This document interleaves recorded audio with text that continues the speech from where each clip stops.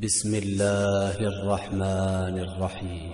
والشمس وضحاها والقمر إذا تلاها والنهار إذا جلاها والليل إذا يغشاها والسماء وما بناها والأرض وما طحاها ونفس وما سواها فألهمها فجورها وتقواها قد أفلح من زكاها وقد خاب من دساها كذبت ثمود بطغواها إذ انبعث أشقاها فقال لهم رسول الله ناقة الله وسقياها فكذبوه فعقروها فدمدم عليهم ربهم بذنبهم فسواها ولا يخاف عقباها.